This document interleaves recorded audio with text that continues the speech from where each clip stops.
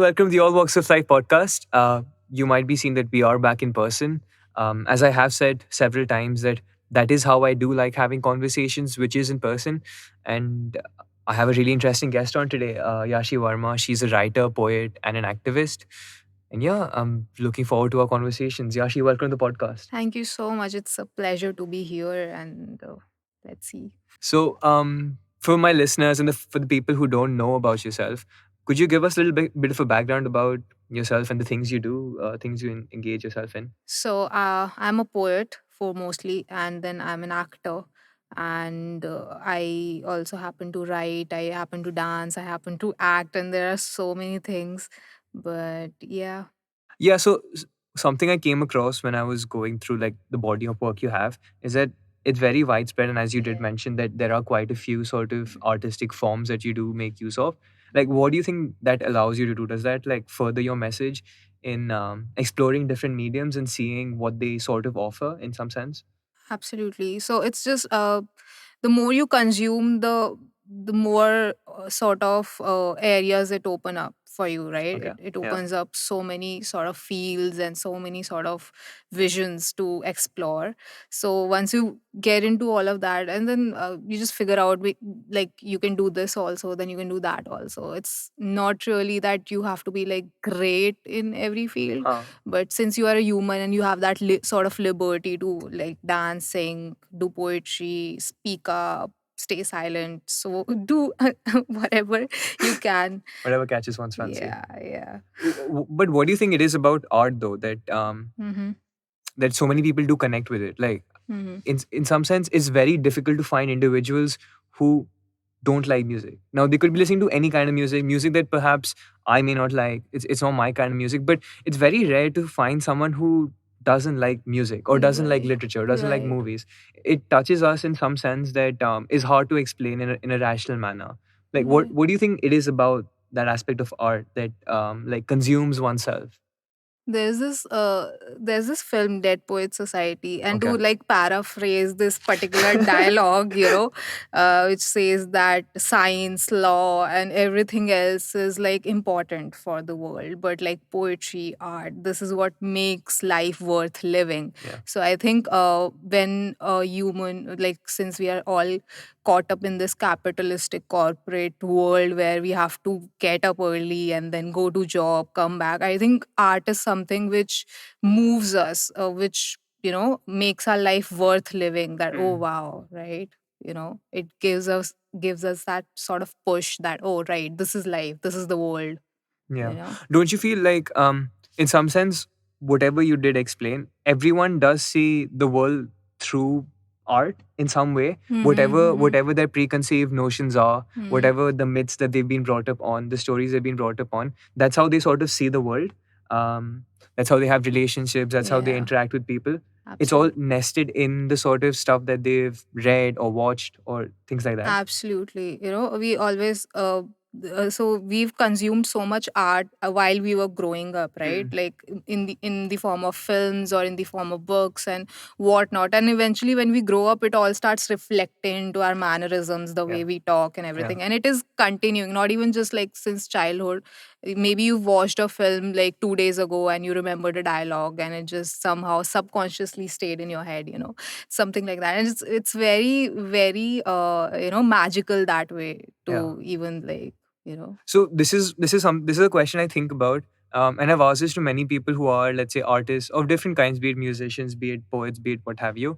And it's about this question: that is all art inherently political? Like, what do you make of it? Absolutely. Like art is like even if you choose to be apolitical about it, even if a person says, "Oh, my art is apolitical," it doesn't really involve the political aspects of it. The fact that you chose to be apolitical itself Is is a a political political statement? stance, Yeah, right? yeah. So you cannot isolate yourself with the politics of anything because everything is about power, Yeah. and power means politics. So if a person is just writing a romantic poetry, it doesn't mean that that's not the politics. It is very much political, Mm-hmm. equally political as someone who's writing about actual social stuff. Mm-hmm. So yeah. And sometimes the problem starts is, I won't say it's a problem, but perhaps that they don't see it as explicitly political is because it doesn't talk about what's happening in the mainstream and how Absolutely. generally people conceive of Hmm. politics. But as you said, so I was having this conversation with Jackie Thakkar. So he works with Filter Copy. He's a Okay. screenwriter there, and he's worked with other projects there as well. So Hmm. something I sort of took away from Filter Copy and their brand is that they're catering a lot to the metro audiences, and Hmm.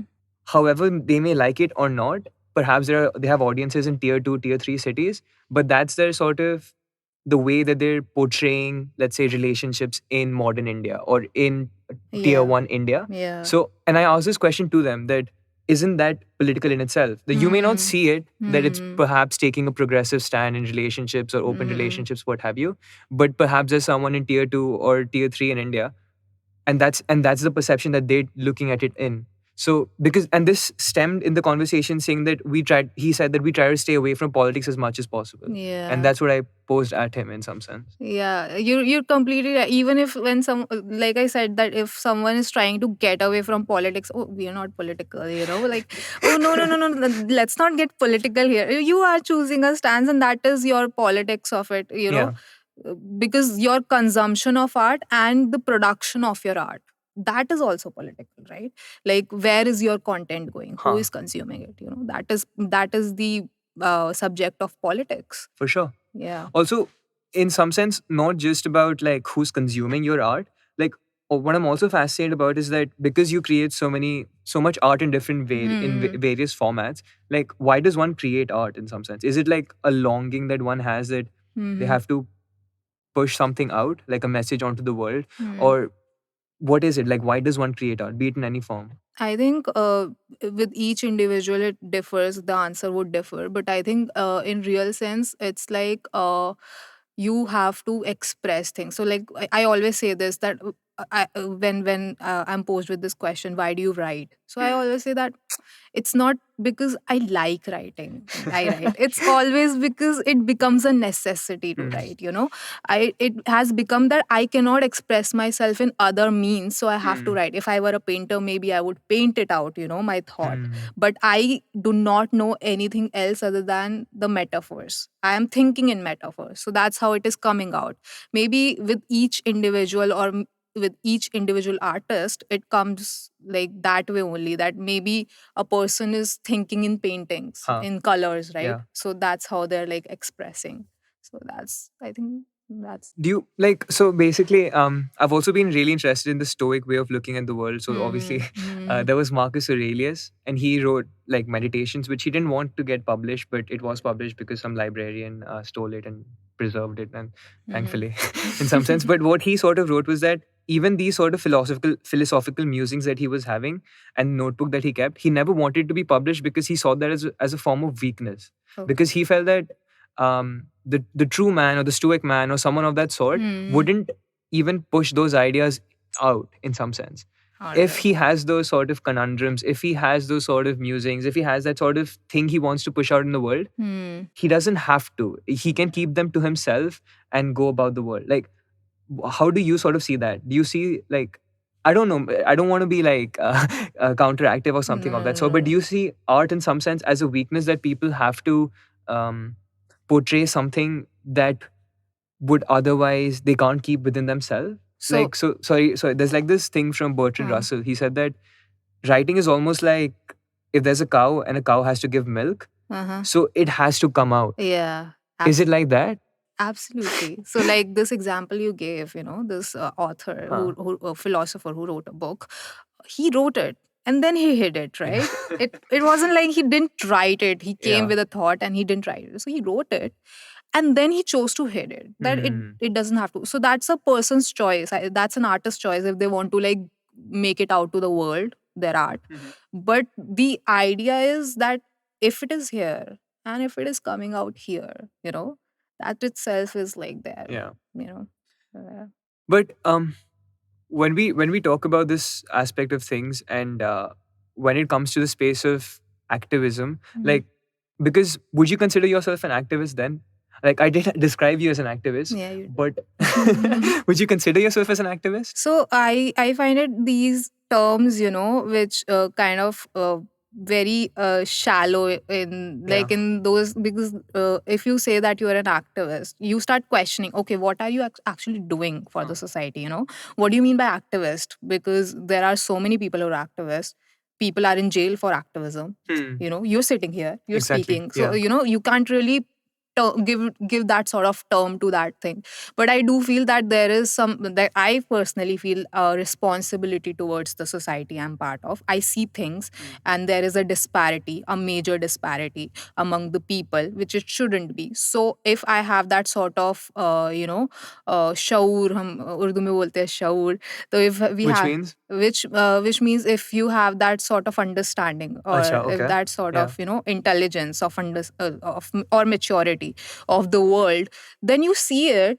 What's the point of your education? What's the point of having two eyes, feeling, and if you can't really grasp all of it and make things out of it? It is your choice to stay in ignorance, sure, but it is also my choice to express what Hmm. I see, right? So that's what I feel, that it's my sort of a Do you responsibility. think, because as you said, we shouldn't be boxing people in, and I guess that is what the problem is in most senses with everything, not just this particular term, but everything that we do use. But do you think everyone is an activist? Some may choose to, for example, express it explicitly by going to a protest or on their social media. But do Hmm. you think even deep down, for example, like this is something I do think about a lot. Like, it's just a hypothetical thought experiment. For example, if you were a soldier in Nazi Germany or in the Soviet Union under Stalin, like, would that be brave for you to sort of stand up against the regime just so that you'd be slaughtered and they have someone else do the job for you?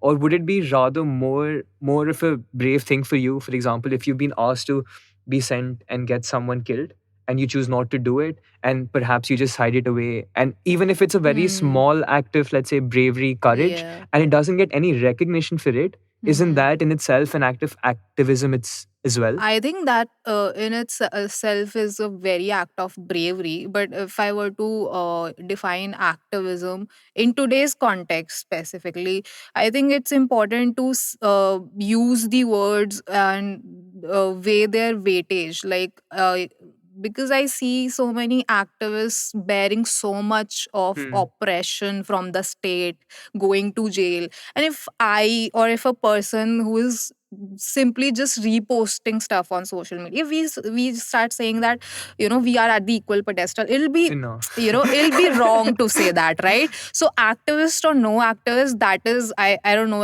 it's debatable, and it is up to a person to, it's It's subject. on semantics Yeah, again, like how you, absolutely. yeah. But I think act of bravery is there in both these scenarios which you described. So Yeah, yeah. yeah. Um, so another sort of thing, what do you think this aspect of activism and free speech, which is something I feel deeply about, because obviously Hmm. not just because I have a podcast, but even generally in Hmm. philosophical terms, like Hmm. what role do you think that these things play in society? In some sense, even art can be considered in that sort of phenomena, because that in itself is speaking something about society that perhaps is Absolutely. a taboo or people aren't speaking about. I feel arts specifically have, like, in every sort of revolution or movement, art has had a very major role to play. It uh, perpetuates the idea of the revolution that way, right?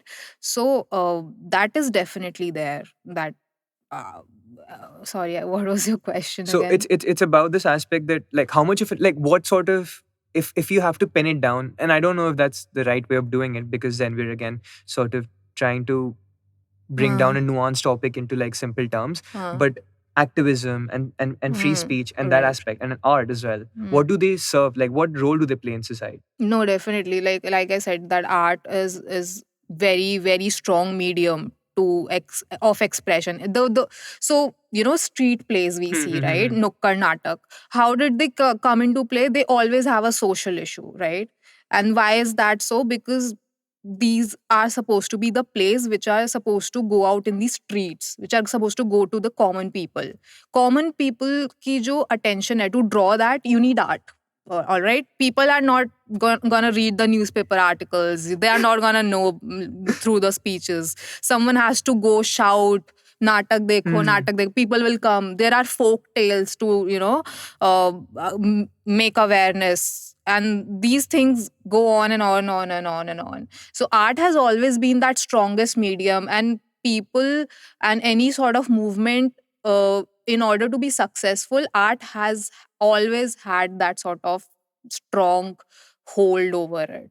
So I feel that regarding the free speech, so yeah, again, In when some sense they do play hand in hand in many ways, yeah, because yeah, if one isn't able to express themselves freely, they aren't able to think freely, and if they aren't absolutely, able to think freely, then like you're virtually yeah, dead. yeah, yeah. So yeah. It's a quote also, right? Which So I don't think you would probably like the individual. So it's basically from Dr. Jordan Peterson. okay, So he says that, for example, like writing and speaking are like meta forms of thinking, because in some sense when you're speaking and when you're writing, you're compressing your thought, because when right. you think in abstract terms and it's very vague, but when you sit down to write or when you express an idea, you're sort of distilling that in a way that is Hmm.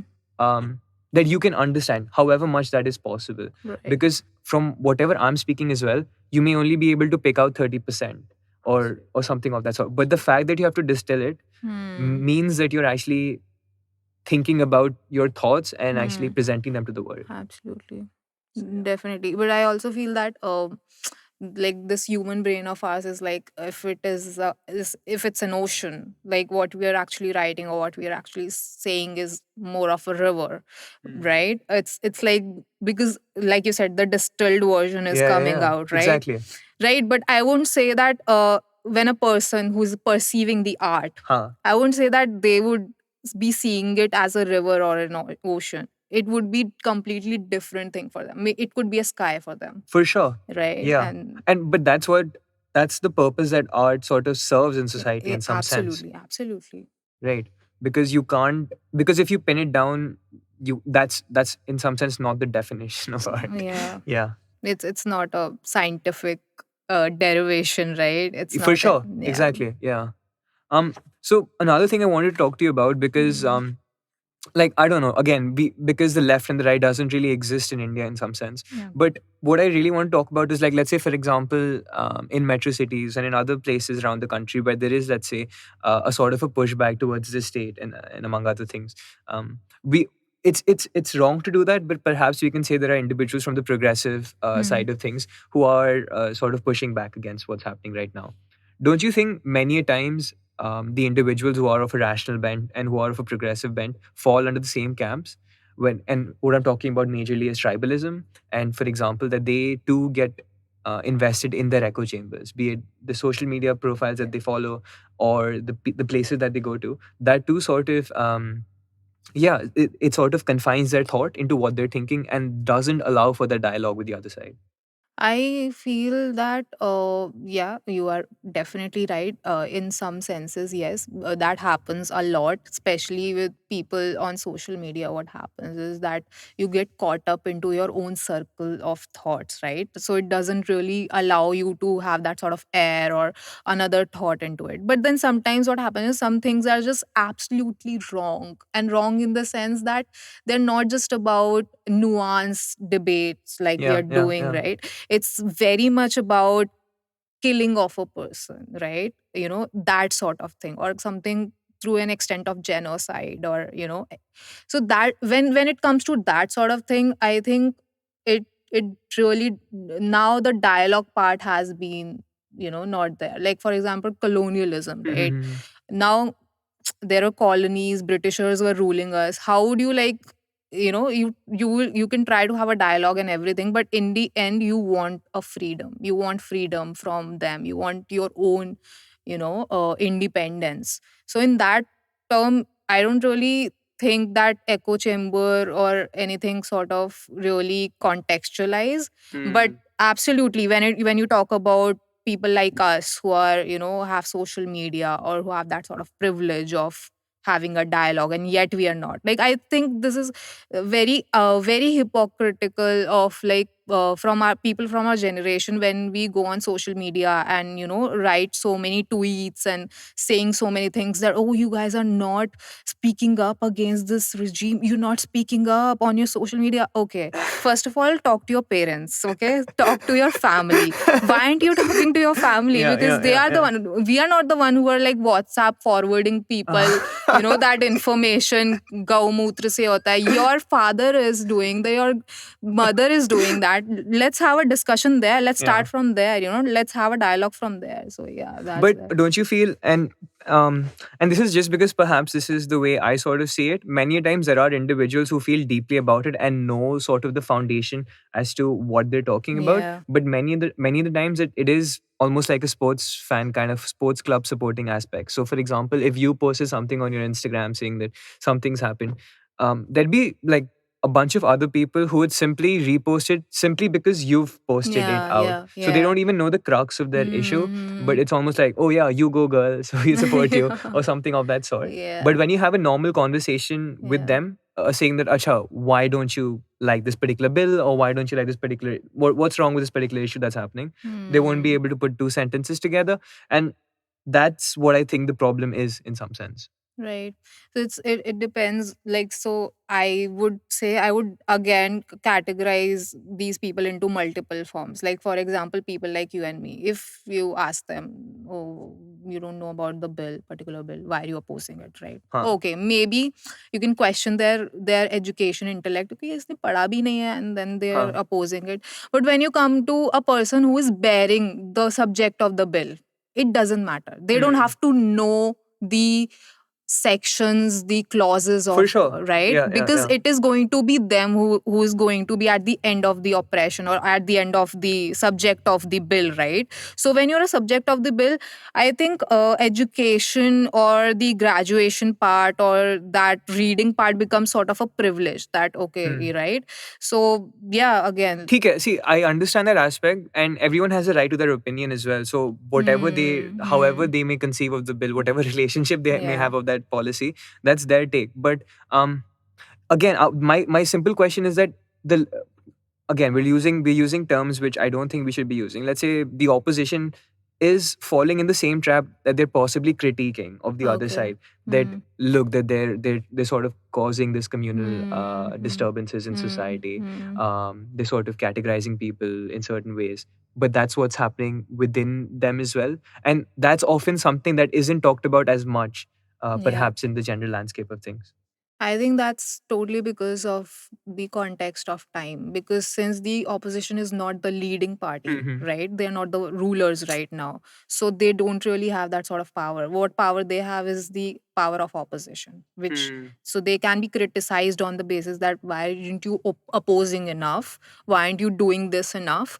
But again, like we can talk about their regime when they were in regime, that there was so much polarization, there were riots happening in this particular area, that, Yeah, yeah, yeah. but it won't make sense because at this point of time the pressing issue Is is what's at hand. the, Yeah, yeah, what is at hand and who is the ruling yeah, party. So exactly. I think that is there. Yeah.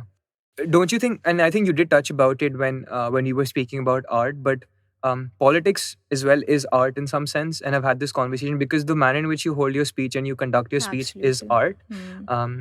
And perhaps the prime minister who is in power right now is one of the best at that game right now, and that's why he is winning elections. Don't you feel it, whatever perhaps your policies are and whatever your Hmm. ideation is, until and unless you're able to express it clearly, Hmm. however we may like it or not, because I've had this conversation ki winning elections and governance are two different skill sets. Absolutely. So the party that wins elections, but the party that then governs, or the leader that then governs, may not be skilled at like the either or. Hmm. So yeah, so this reminds me, and if you allow me, I had this poem which I read Yeah, from W.H. Auden, definitely. which speaks truly to this particular thing. So it's in relation to the Prague Revolution, and it goes as August 1968. So that's the name of the poem. The ogres do what the ogres can, deeds quite impossible for man. But one prize is beyond his reach. The ogre cannot master speech. About a subjugated plain, amongst its desperate and slain, the ogre stalks with havels and hips, while drivel gushes from his lips. So basically, this poem goes against that particular aspect that whatever your ideation may be, whatever your sort of inkling towards society may be, until and unless you're able to express it in a rightful manner, it just wouldn't work out. Definitely. The politics, like you said, is an art form, and every like speech is an art form, I would That's say. what's yeah, yeah. Yeah, right. And that which becomes an important part of politics, definitely. Like if you are able to capture the attention of the audience, maybe you're not making sense, but if you're able to convince them that this is making sense, you would be like, okay, all right. A good speaker has always been the leader of the For masses, sure. And that's be it yeah. Gandhi Yeah. or, Lenin, let's say. Yeah. And that's so powerful because the thing is, and I've been really thinking about this aspect. So there's Noam Chomsky, who the left absolutely adores in some sense. So he says that that in itself is nested in this aspect of a desire for power. When we use our speech so flamboyantly, or when we're using our speech in a very sort of like flowery manner, because that isn't coming to the crux of the issue, and we're simply riding around the particular thing. He says that if one really wants to come down to understanding the crux of the issue, they have to speak in a monotone Right. to sort of really understand what the other person's speaking. But Hmm. but that will never win you elections. So, for example, what comes to my mind is that I was listening to this interview from the biographer of uh, Atal Bihari Vajpayee, and an instance came and he mentioned that when journalists used to come and visit him, because he was such a great orator and the way he carried himself, the journalist would pose a question to him, and he's like, हाँ ठीक है, but तुम एक बार रुको, ये देखो, like खिड़की के बाहर क्या अच्छा वेदर है, मतलब अ, पंछियाँ पंछियाँ हाँ, आवाज़ें कर रही हाँ, हैं, हाँ, क्या क्या बेहतरीन मौसम है. हाँ. Whatever it is, it's almost about like catching the sort of like, yeah, just taking them in their grip. And Right. in some sense, it's very difficult for us to actually understand if you're not in that particular room. Like, Hmm. I've always thought about myself ki if for example, if you were in a room with Hitler or someone of that sort, how charismatic a leader would it be for him to actually like totally encapsulate you in his ideology, in whatever they are Absolutely. thinking. Absolutely. No, definitely.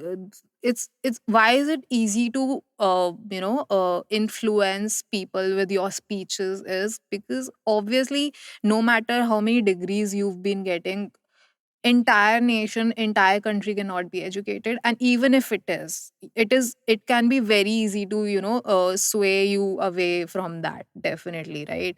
So like I said previously, speech has been like it has always been an art, Yeah, and same applies to here. Even no matter whoever the person is, if they are the great speaker, they can definitely incline you towards them, and that is very dangerous also, exactly, right? exactly. That's why we need good leaders to oppose the uh, dangerous leaders Huh. or fascist Do leaders. you think that that's ever possible though? For example, that if one isn't playing that game of, let's say, using that sort of flamboyant speech or those sorts of things for that individual to come into power.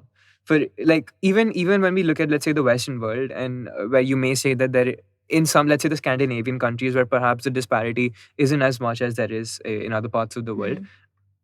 doesn't it still come down to personalities and how people still sort of see it? Maybe it's lesser so there, but still around the world, people still orient their vote more not on policy but on personality, and how the individual carries himself and how much faith they may have on them.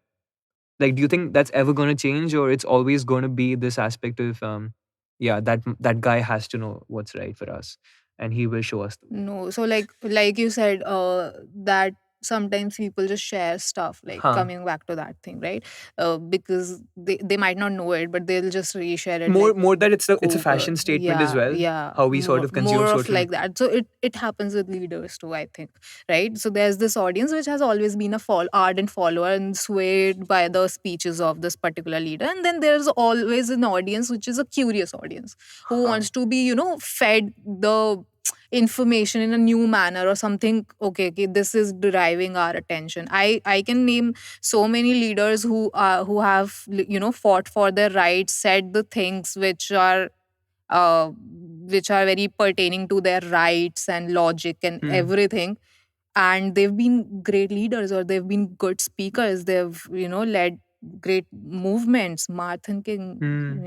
Martin Luther King, Ambedkar. He was a great speaker as well, though. So they Yeah, had both of the yeah, things. exactly.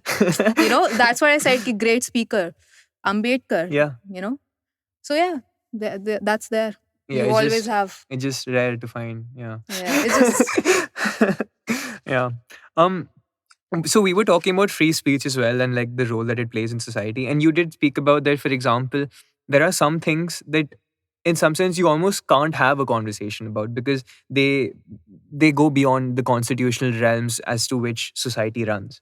So, so would you say there are restrictions on speech as well, or on art and sort of how it interacts with society? Right, absolutely. Specifically, if we talk about India or in today's worldly political context, I would say that absolute free speech has never been like there. Yeah. That is there. Even in so many judgments and so many Supreme Court verdicts, and in general also, it has been there. Absolute freedom of speech you cannot get. But at the same time, what is happening in India currently is like the the basic tenet of free speech, journalism, right? What is happening to it? Yeah, yeah, We yeah. can see it. So that's there, right? So it's so no matter how much constitution in constitution, how many right to speeches, or freedom of speech, or article 19 and 14, 15 fundamental rights we are it's always depending on the current socio-political situation of the country, which has allowed people to speak up or not. We have seen democracy turning into monarchies, or dictatorships, and dictatorships coming in terms of democracy, and it's always where it starts from is freedom of Yeah, speech, yeah, right? yeah, Curbing of freedom of speech. So for yeah. sure. But don't you feel that perhaps the individuals who are on the outside and are criticizing the individuals in power and the state, um, they are stuck up in a dichotomy Hmm. because so what I took away. So this is like a quote, and I'd like to share that. Um, to point out the crimes of your enemy implies that there is a judge above them. So, and how we sort of perceive the individuals who are when you're talking about these instances, there are some topics, there are some things that you can't have a discussion about. You are already basing that there is some sort of spiritual, or there is some sort of um, framework that they should be operating under, and that's Right. what sort of sort of creates that sort of dichotomy. Hmm. Isn't that a contradiction to the individuals who are perhaps criticizing the state? Because many a times, and this may be a gross generalization, the many times the people who are criticizing it right now are perhaps from a rationalist, enlightened school of thought, and they feel that Hmm. through dialogue, through discussion, we can sort of come Hmm. to conclusions. So with having that aspect of expectation, isn't there a dichotomy there? I don't know if you understand the question. No, I don't. I understood the later part of it, but I didn't understand the dichotomy part. Like, can you? So basically, the quote's like, to point out the crimes of your enemy implies there's a judge above them. So Right. that in itself is nested, that whatever anyone does is rooted in a framework. Hmm. Is that always true?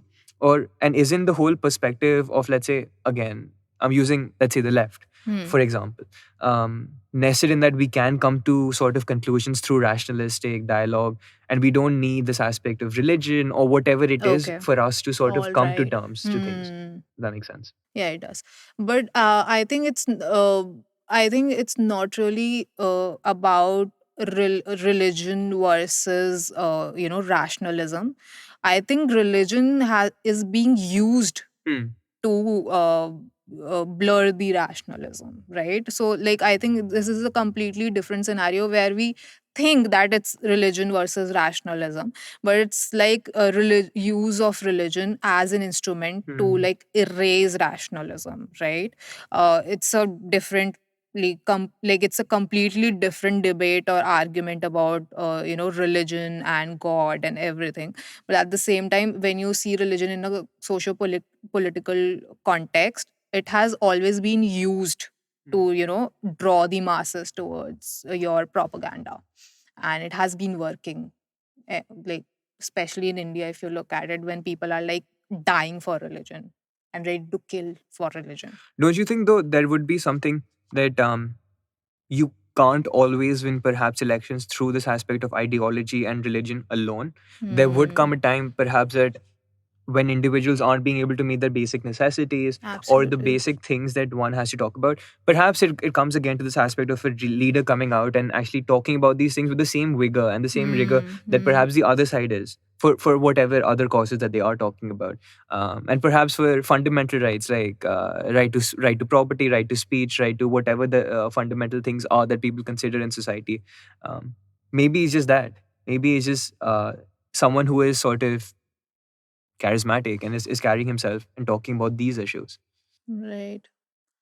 I think it's just like, even if someone is charismatic and talking about, uh, like you said, the things which matter, and like you said, that religion is not, talking about religion is not always gonna be of help sometimes. I'm trying to understand. Maybe I'm totally wrong, and maybe we are still Hmm. so Hmm. caught up with this aspect that eventually everything will turn out fine Yeah. because it's written that way. Yeah. So if I'm suffering right now, maybe maybe it's something in my past life or Hmm. whatever Hmm. sort of Hmm. Hmm. things that whatever excuses that we do give ourselves.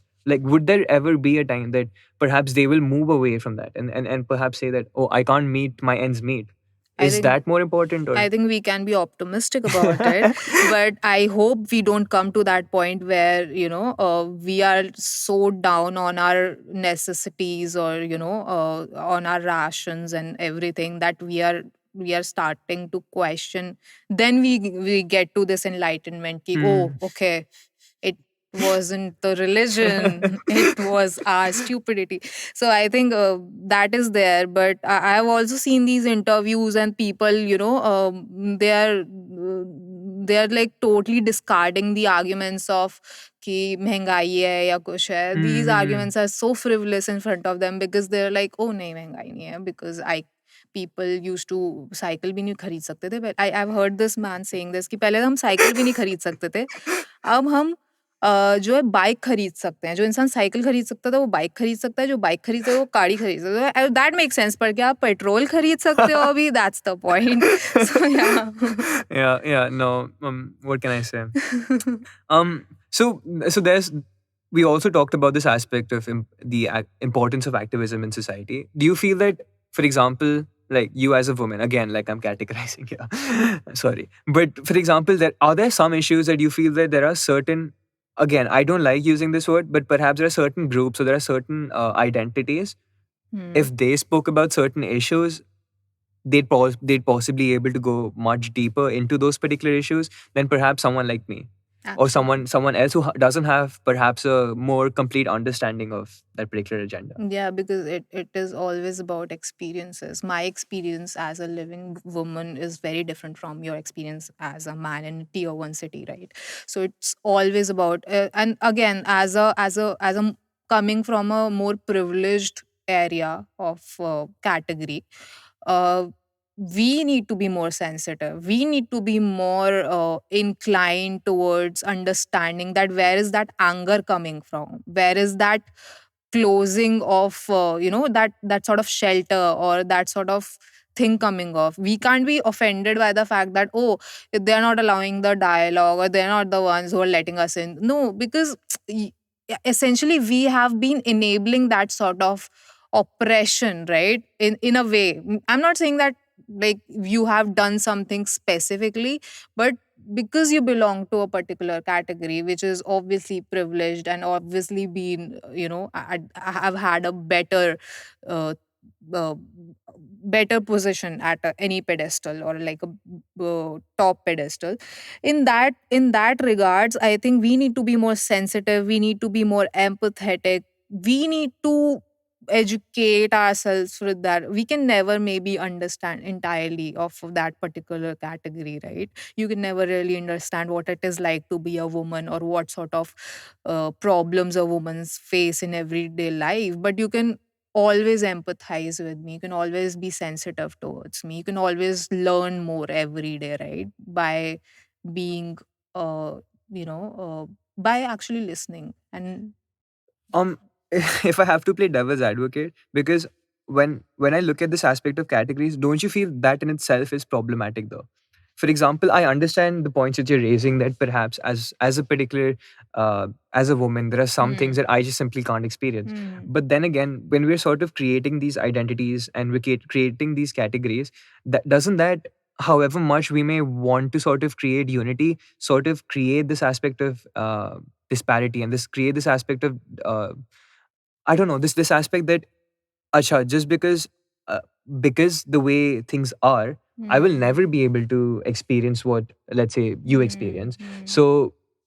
So perhaps my point wouldn't even matter in that particular aspect. And don't you think that if we keep creating these identities and these categories, we will come down to the individual? That's what my main thing is. That's why I know this may sound like a very controversial thing, but I don't believe in this aspect of separate identities and separate categories. I understand that each individual identifies however they want to identify, but this aspect of even within a particular, for example, what's a woman, right? Like again, we're homogenizing a whole community of individuals there. So doesn't it always come down to the individual and how they sort of experience things? So in an utopian world, I would say that yeah, this could be true where there is no category of anyone, no caste, no religion, no gender. We are all equal. We are all humans, right? But in a society where we are born into disparities, I think it we can have that sort of fantasy, we can have that sort of utopian idea that okay, this should be it, this should have been. But in application, but in reality, but in practicality, we are born into those disparities. We cannot get away from them simply by ignoring the categories, simply by saying that I don't believe in caste, I don't believe in casteism. I do not cease to be a part of the caste society. I will always be part of it. I will always be the perpetuator of it if I belong to an upper caste category. So it's I feel that yeah, you are correct that there shouldn't be. I would also want it. I mean, Bulle Shah said there, Bulle Shah described this utopian world by saying that chal buliya chal utthe chaliye जित्थे सारे अन्य ना कोई साडी जात पहचाने ना कोई सन्नू मन्ने. And what he meant was ki let's go there where nobody Yeah. understands the concept of caste or which category you belong to, and nobody knows me, that where have I come from, nobody knows you, and we can be like one, Hmm. where the things are zero to begin with, right? Hmm. So it's good in poetry, it's good in romantic. But see, maybe people will consider me romantic in that sense. But don't you feel that if we don't work towards that aspect of things, that will simply aggravate the sort of categories that we do have? Because we're always, and this may simply be like like an opinion that's away from, let's say, the Hmm. perception what people have nowadays. That it will still sort of aggravate this aspect of otherness. That we're still looking. I'm looking at you as an other. You're looking at someone else as an other. Wouldn't that always be the case that way then? No, I think you can always see me as not as another, but when it comes to my struggles, when it comes to my oppression, uh, you need to recognize. Foremostly, I would just say that in order to erase something, in order to erase disparities, differentiation, discrimination, you need to acknowledge it first. With acknowledgement of any sort of problem is like the first step towards its solution. तो जब acknowledgement नहीं होगा, you cannot get to its erasure. That is Mhm. definitely there. So you need to acknowledge it and then start working towards it and seeing obviously the practicality and rationality part of it. We cannot get away from that factor no matter whatsoever. And we can all like we need to acknowledge the problems or the issues faced by a certain community which is below, like which below in terms of like marginalized in that aspect. um maybe you don't you maybe you can see, maybe to kya hi, matlab you should see them as an equal. Everyone should see everyone as an equal. This person is as equal, but you should also understand that this person has had a different lived experience, right? The rule of equity, if I were to put it, if there's a person with a broken leg, they can't race with you, Mm. right? You have both your legs, so that's how. So you will maybe do something else to like make it equal, right? So that's my idea of equality, or like that is But I. that is equity and not equality. Yeah, but again, that is how See, I and I incorporated it. understand. See, so this is where perhaps people will call me a male chauvinist or whatever they want to call me or whatever it is. But again, when we start creating these identities and the way we want to sort of create society and let's say um, create reparations for certain communities, that will at some point come down to the individual, because how many identities will you create, how many communities will you create? There are there are virtually innumerable communities that you can create and innumerable identities that you can create. Hmm. Because for example, I could say a woman, I could say a Muslim woman, I could say a Muslim woman who is probably identifies as gender fluid. I could say that individual is also handicapped, and I Hmm. can go on and on and on and on. um, do you sort of understand where I'm coming from? I don't want to sort of sound like it's very aggressive or something of that sort, but this is something I try to understand, and I I sort of see where the other side is coming from, but I don't know if that particular aspect would work out in the long term. I think like when you say it won't work out in long term, like what do you mean by that? I mean that I think there would always be this aspect that we are looking at other communities or other Hmm. individuals with with this lens that perhaps that they're different from us, and Right. they're not an individual like I'm an individual. Because we're again looking at this through a very like postmodern like French school of thought, that Hmm. there's only power and there are these categories and it's always Hmm. been oppressed and oppressor in some sense. And that's the only way we can conceive of the world, because there are inequalities everywhere. Right. But we have to identify that, and we have to work towards making it as equal as possible. But in my estimation, that doesn't mean I don't think it means through like equitable terms. I think so, like you said, like as an individual, you're also sitting in the same chair. I'm also Yeah. sitting in the same. We're talking. Don't see me as a woman, let's say, right? You're not seeing that, oh, she's a different person, different species, right? You're talking to me normally, right? How I think you would talk to a male person Yeah, also, yeah, right? yeah. But when it comes to but the question you asked me about, categories and Hmm. otherness, and you gave me example of that, since you're a woman, right, like that, then I would talk about my, experience Hmm. in that context. I would say, yeah, I am a woman and I'm different than you are. Your experience and my experience are different, and we need to acknowledge that.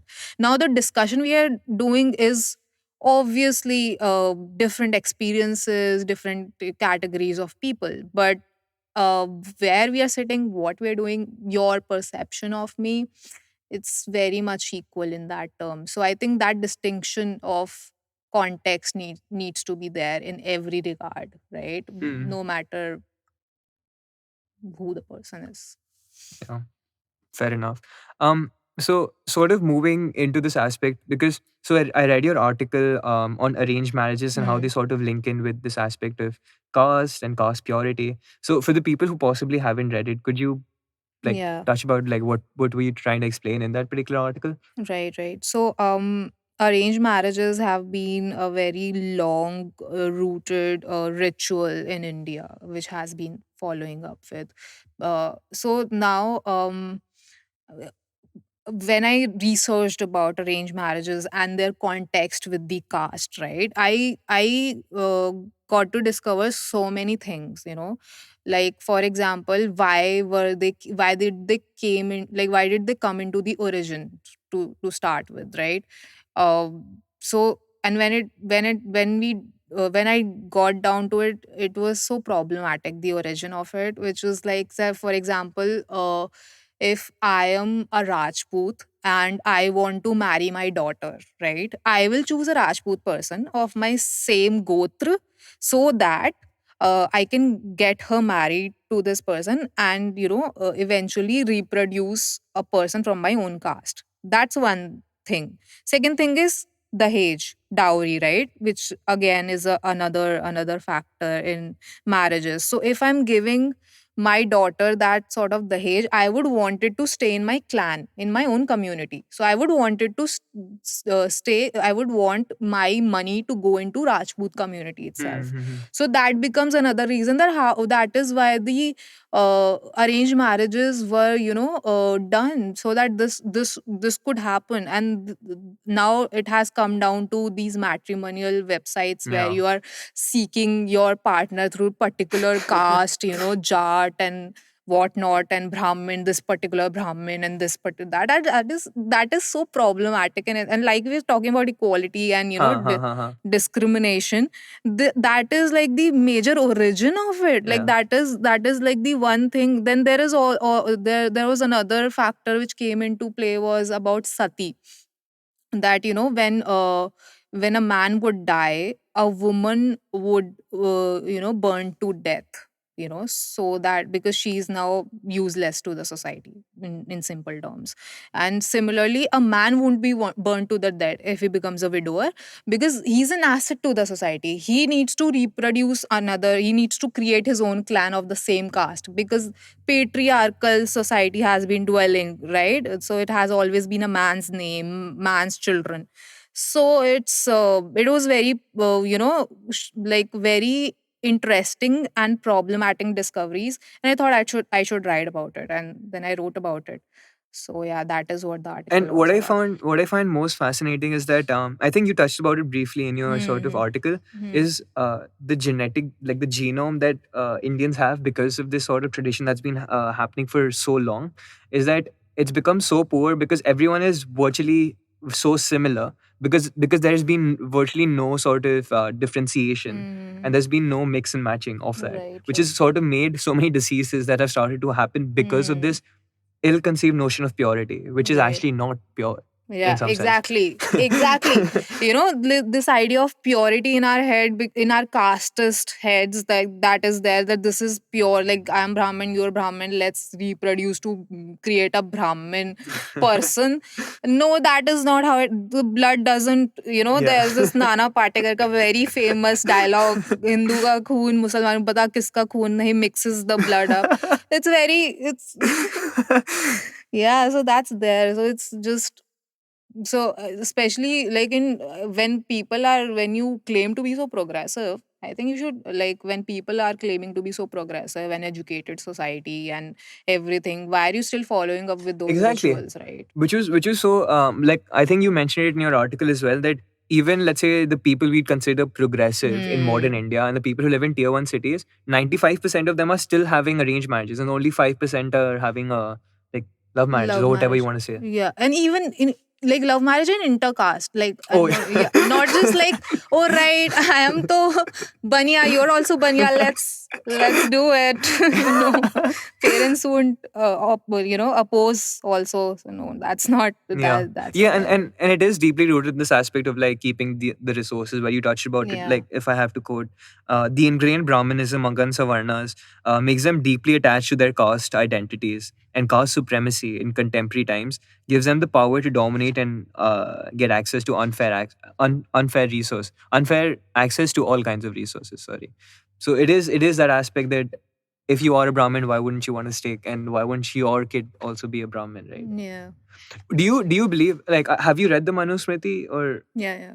because even with that, I don't know, maybe there are two takes of it. So one's that obviously Manu sort of took it from where it mentions in the Gita that there are four varnas, and he sort of in some sense creates it in a very in a legal format for it to be implemented within society.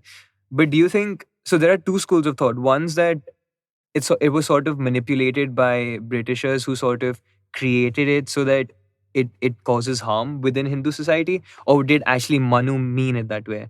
that there should be these divisions within Hindu society. So if you're born in a certain category, you are born, and that's what you should be doing.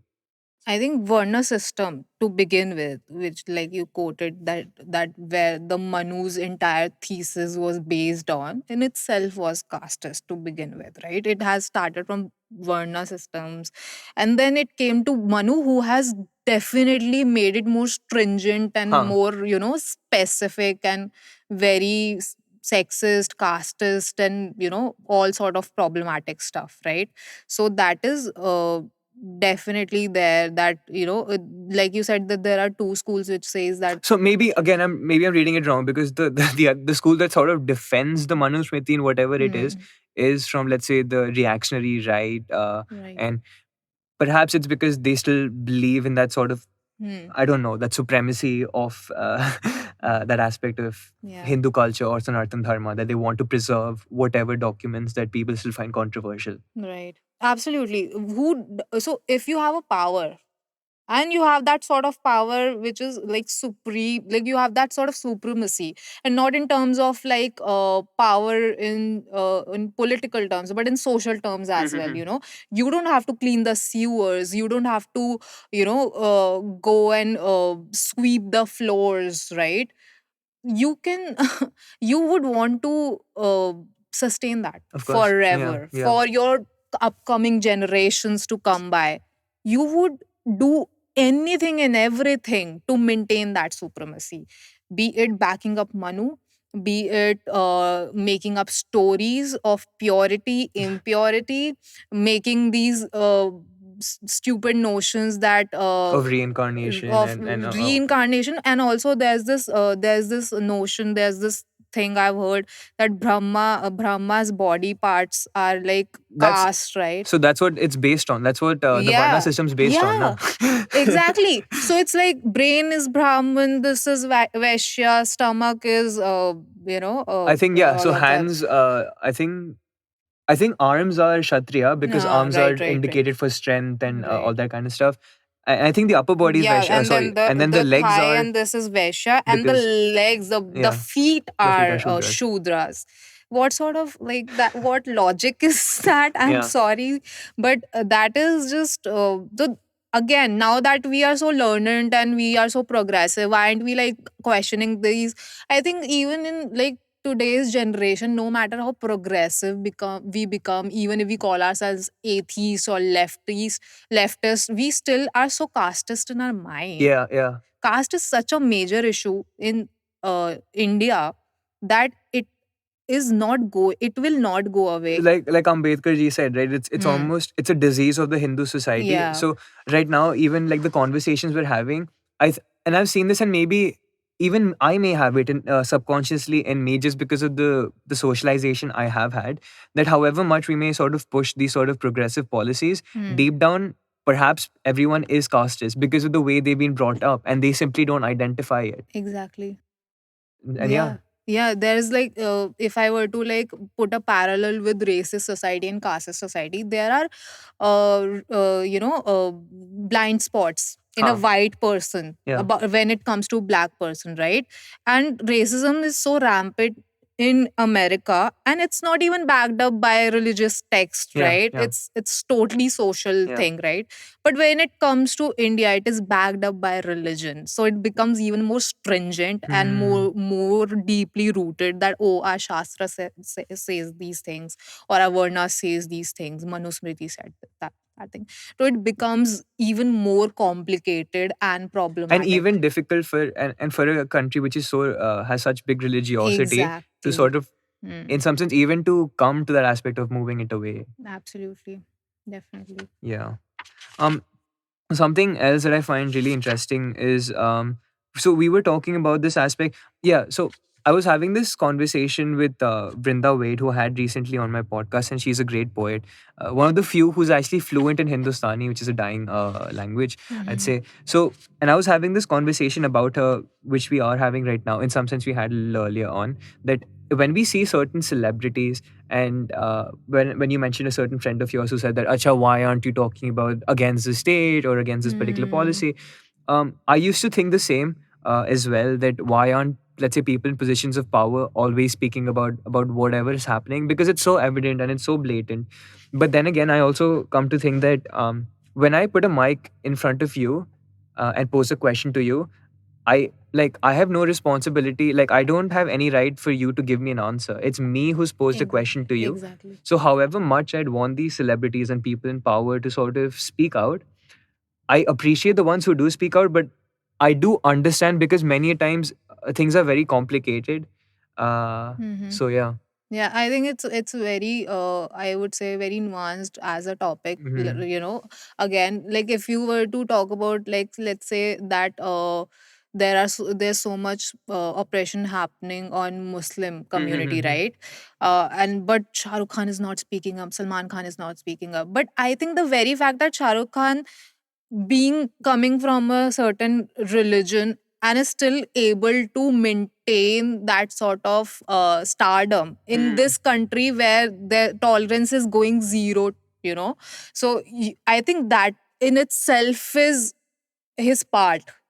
That is commendable enough. Ah. I wouldn't put up that sort of pressure, but maybe for an audience, maybe for the janta, for the public who is like out there, who's getting killed every day, whose houses are being burnt, they are hoping that their favorite celebrity would Hmm. speak.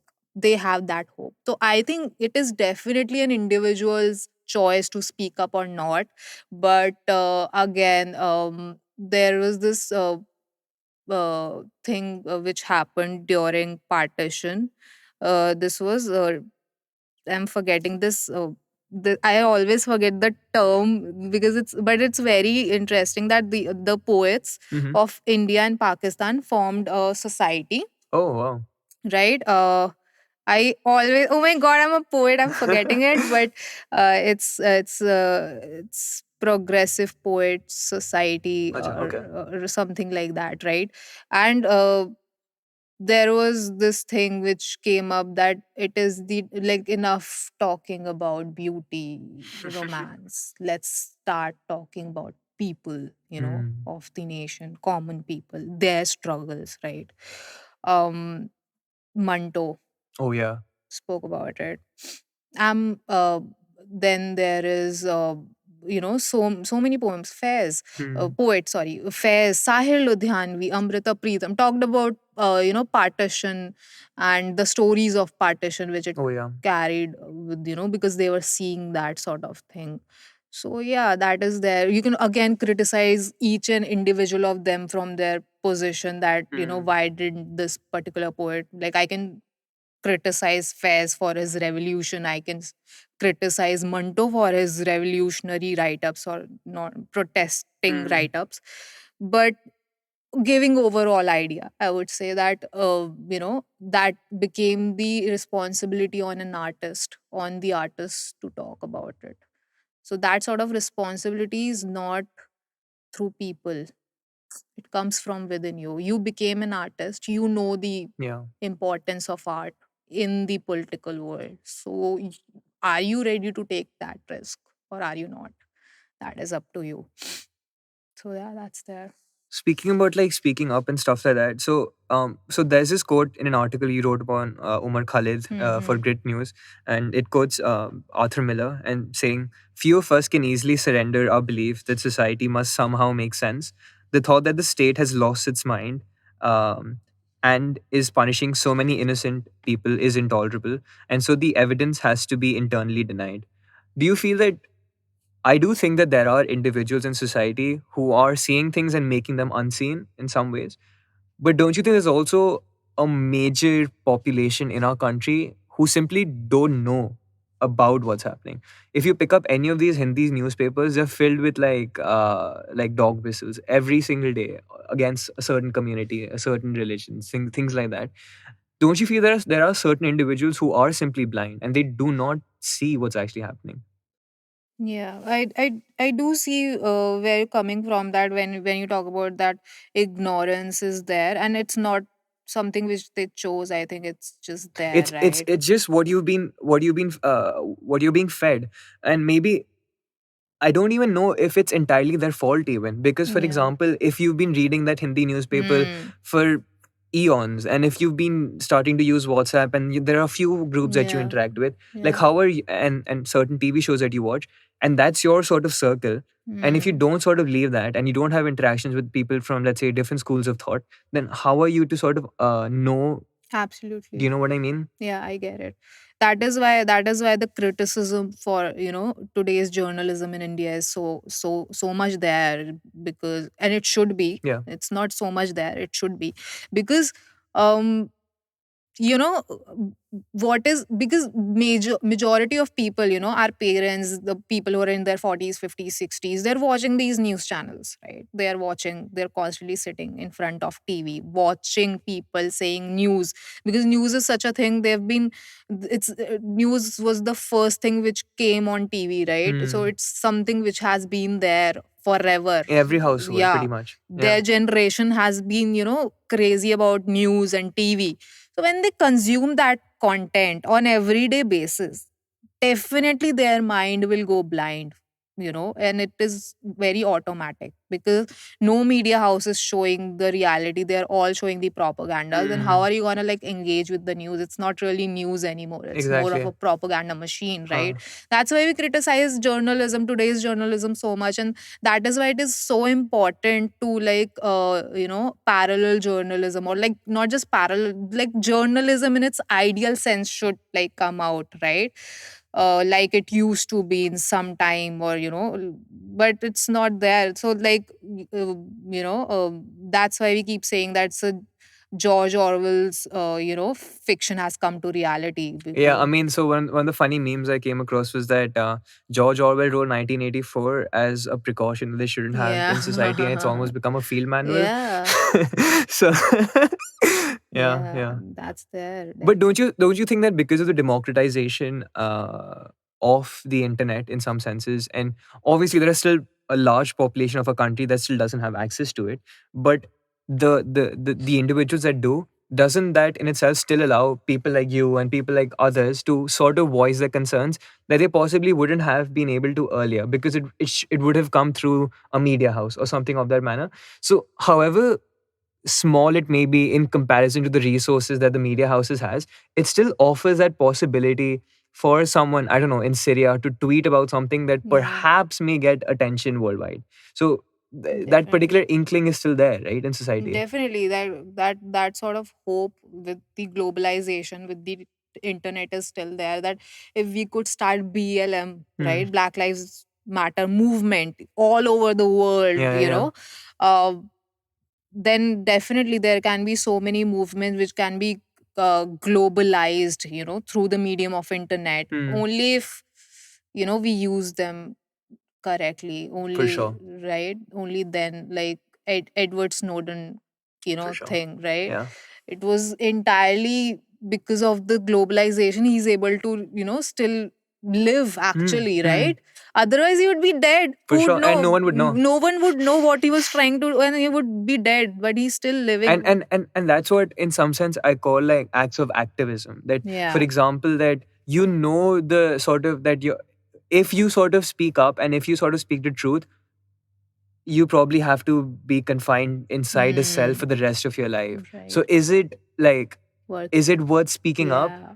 And if individuals like those speak up, that's like the most commendable thing in some sense that can happen, because yeah, that's like the most selfless thing in some senses. Absolutely. No, that's there. It's also selfless, but at the same time, you just there's this thing of yours, like it is very within yourself, like. Yeah, you can't live with yourself Yeah, anyway, yeah. so it's So it's there. It is you as a person, you as a person who believes in certain principles. So if you're okay with what is happening, if you're okay with someone being killed in front of you, let's say for no reason at all, if you're okay with it, then that's you. That you as a person is and you there. have to live with that Yeah. if you You can are live with that. okay. Yeah, you are okay with it. Okay, then great. But it will come to you also eventually. You could be that person, Yeah. maybe. You could be looted by that person next day. So, again, it's also not just about what is coming from you within, like who you are as a person, how sensitive, but it is also as a community safeguarding yourself, Hmm. which we are forgetting. We feel that we are safeguarding ourselves from the others, but we don't know that Eventually it will be you as it well, will be right? you as well. Like they're Absolutely. starting with a certain community right now, but that's how always fascist regimes go, right? That eventually they just Yeah. want total control of everybody and Yeah, everything. absolutely. And It's total control. Maybe today, if I say something, or if, maybe if you say something controversial, it might not be that. It might not have that sort of repercussion what another community's person might have. and exactly, so Right, yeah, but eventually when that community will be vanished then you and start with then you caste. start talking about Yeah, it, yeah. then maybe they'll come for you, Yeah, right? because you're not a Hindu, or you're not this, you're not that. But you're just Because you're speaking. dividing on, let's say, Yeah. religion right now. Yeah. Eventually it'll be on whatever casteist terms or whatever terms. Yeah, So definitely. It's always like, whatever, then Muslims, Christians, it just goes, minority goes away. You've always been oppressing Dalits and scheduled tribes in Adivasis, yeah. yeah, you've always been doing that, so that's there definitely. Then these communities go away, then it comes to women, it just comes it just becomes that sort of uh, regime where you cannot even breathe, you know without the permission from the dictator Yeah. that's there. Looking at the bright side, if there is any, I want to talk to you about like your creative process when it comes to writing poetry. So I tried my hand at poetry as well. Hmm. But I want to understand like what is your creative process? Like, is there a creative process when you're sitting down to write poetry, Yeah. or yeah? So there's no creative process as such.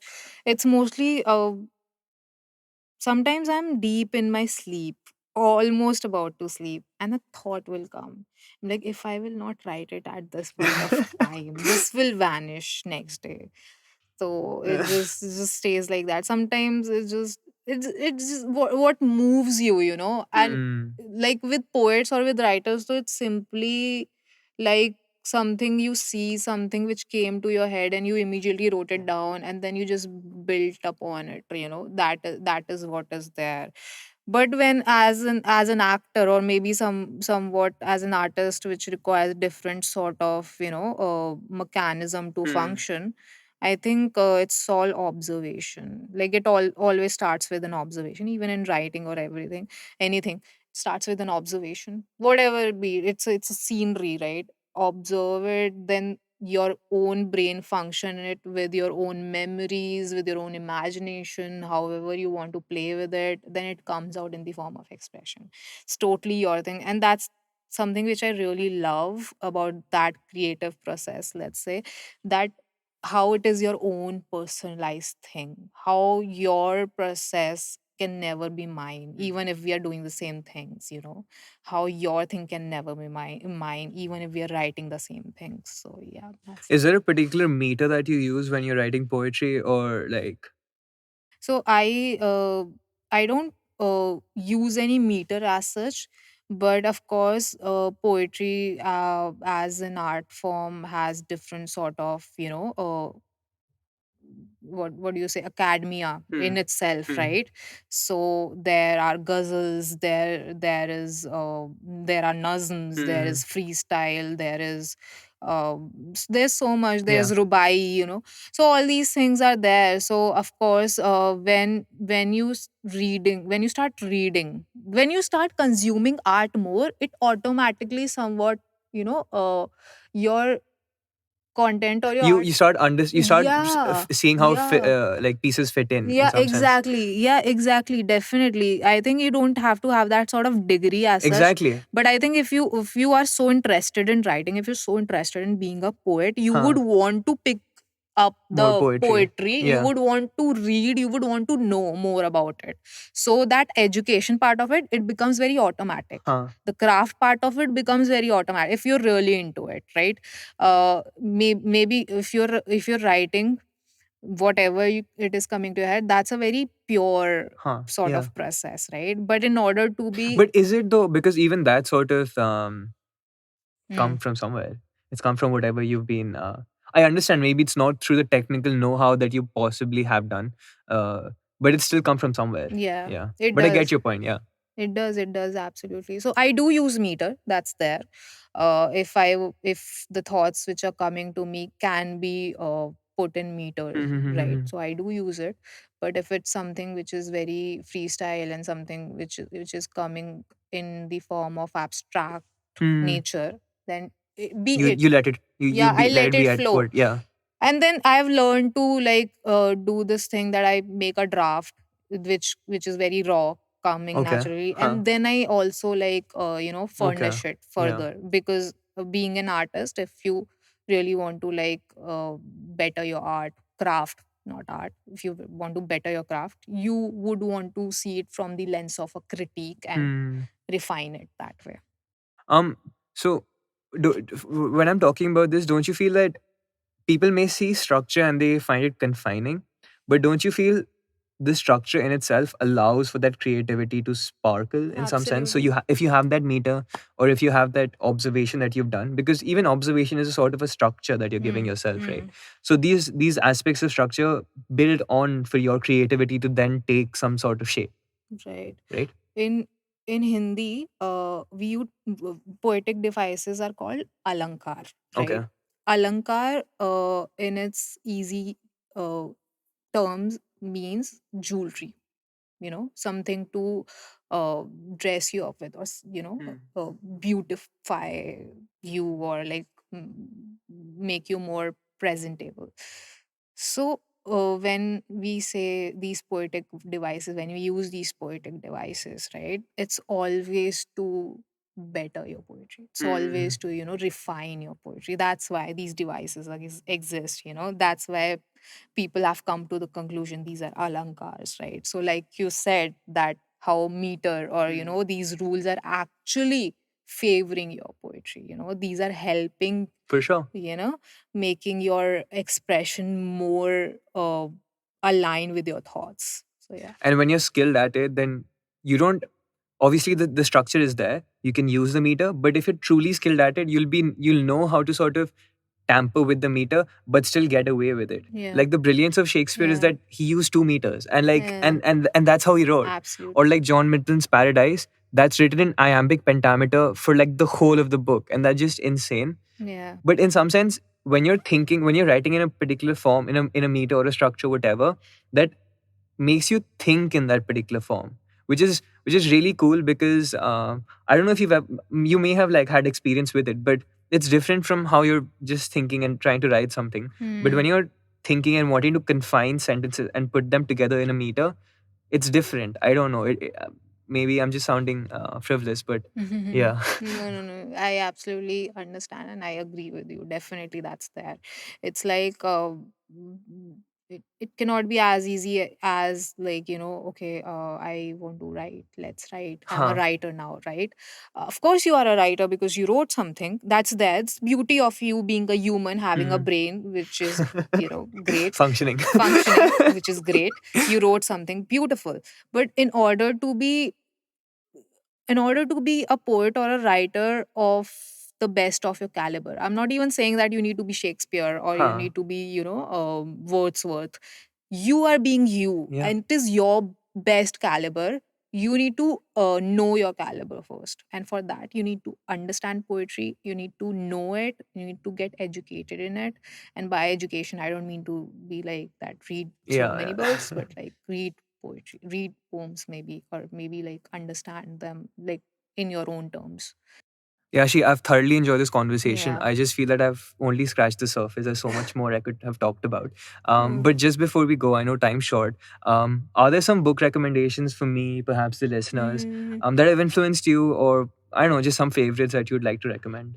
Right. So, I think I would like to recommend books and movies both, Okay, because yeah. I'm also a very film buff. But yeah, books. I would say that in fiction, one of my favorites is A Thousand Splendid Suns. Cried thoroughly. It makes you full. Delhi by Khushwant Singh. Hmm. Very, like, I have this love and hate relationship with Delhi, and it completely defines it so much. Like, it has that different way of narrative. Non-fiction, if we were to put it, Annihilation of Caste. Everyone should read it. No, without any doubt. Like I would recommend it like blindly, that just read every Indian, every person who has the caste factor around themselves, not in, even if they're upper caste, especially if they're upper caste, they should read Annihilation of Caste. Um, Other than that, I think I would go to movies now, because I can't Yeah, think yeah, yeah, about, yeah. in this, because so I think in movies I would say Motorcycle Diaries. It's one of my favorite. I think it's available on Mubi. I don't know though, Mhm. but yeah, it's one of my favorite films. I love this film. Where is Friends Home? It's Abbas Kiarostami, and it's poetry in motion. Oh wow. It's, I would just describe it that way. In Bollywood, in Hindi movies, there's so many movies which people have not even touched yet, Yeah. right? And they are so amazing, you know. But yeah, I think there's this film Ijazat, which is directed by Gulzar. It's a romantic film. These all films are not, don't have any political or social. These are just purely for, Yeah, not everything has to be. yeah, yeah. I'm just giving disclaimer in like, if someone is like, ye bhi political, nahi, nahi, it's just simply, yeah. So these are the films everyone, like, I would recommend people to watch. They might Great, like great. it. Thanks once again for coming on. This was an absolute Yeah, pleasure. yeah. Same here. It was Thank you. lovely. See Thank you you so guys. much. Bye.